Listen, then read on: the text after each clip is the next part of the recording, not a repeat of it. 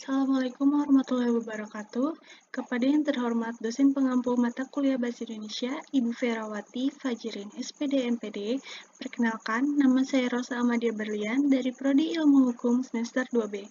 Ingin mempresentasikan proposal penelitian saya yang berjudul Hak Cipta dalam Pembajakan Film melalui aplikasi Telegram.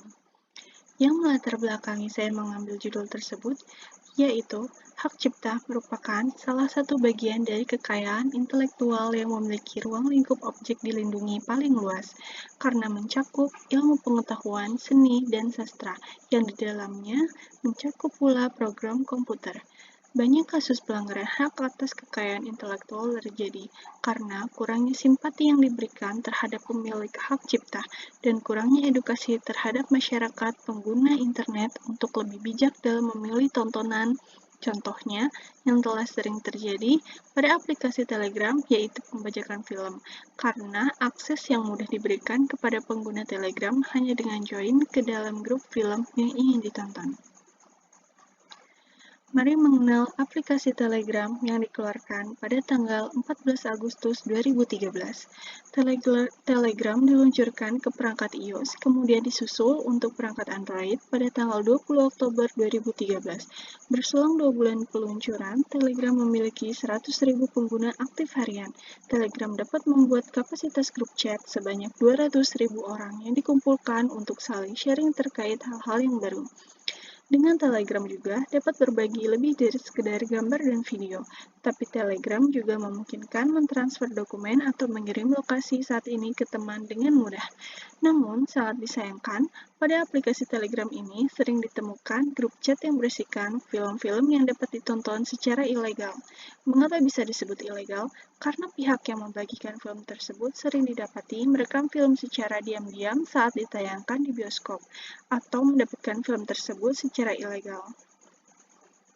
Pembajakan film dapat ditemui lewat aplikasi lain, namun cara yang ditempuh biasanya sulit karena harus mendownload film tersebut melalui link-link yang disediakan.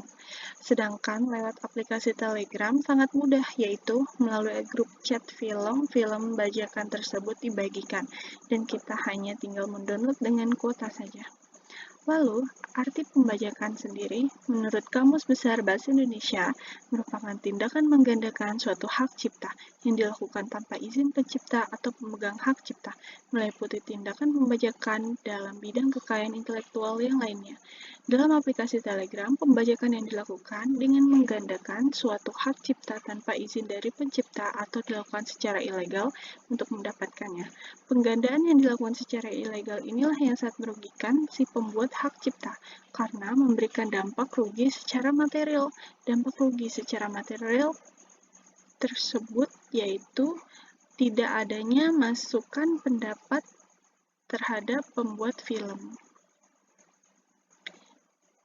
Lalu, hak cipta merupakan hak eksklusif di mana hak tersebut terdapat hak ekonomi dan hak moral si pencipta atau pemegang hak cipta untuk bisa menggunakan hasil dari ide, gagasan, atau kreativitas yang dibuat. Berikut hukum yang mengatur hak cipta.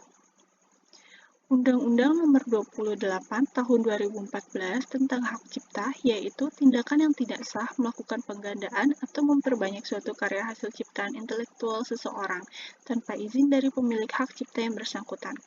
Berdasarkan Pasal 1 Angka 1 dijelaskan bahwa hak cipta adalah hak eksklusif pencipta yang timbul secara otomatis berdasarkan prinsip deklaratif setelah suatu ciptaan diwujudkan dalam bentuk nyata, tanpa mengurangi pembatasan sesuai dengan ketentuan peraturan yang berlaku. Karena sudah ada hukum yang mengatur terkait hak cipta, dan jika ditemukan penggandaan secara ilegal, maka akan diberikan sanksi sesuai pada pasal 113 ayat 2 Undang-Undang Nomor 28 Tahun 2014 tentang Hak Cipta. menyebutkan bahwa setiap orang yang dengan tanpa hak dan atau tanpa izin pencipta atau pemegang hak cipta melakukan pelanggaran hak ekonomi pencipta sebagaimana dimaksud dalam pasal 9 ayat 1 huruf C, huruf D, huruf F, dan atau huruf H untuk penggunaan secara komersial dipidana dengan pidana penjara paling lama 3 tahun atau pidana denda paling banyak 500 juta rupiah. Dan apabila terjadi pelanggaran dalam bentuk pembajakan, diatur dalam pasal 113 ayat 4 dengan memenuhi unsur pada pasal 113 ayat 3, maka dipidana dengan penjara paling lama 10 tahun dan atau denda paling banyak 4 miliar rupiah. Dapat disimpulkan, perlindungan hukum yang dapat diberikan apabila terjadi pelanggaran dalam bentuk pembajakan diatur dalam pasal 113 ayat 4 dengan memenuhi unsur pada pasal 113 ayat 3, maka pidana dengan penjara paling lama 10 tahun dan atau denda paling banyak 4 miliar rupiah.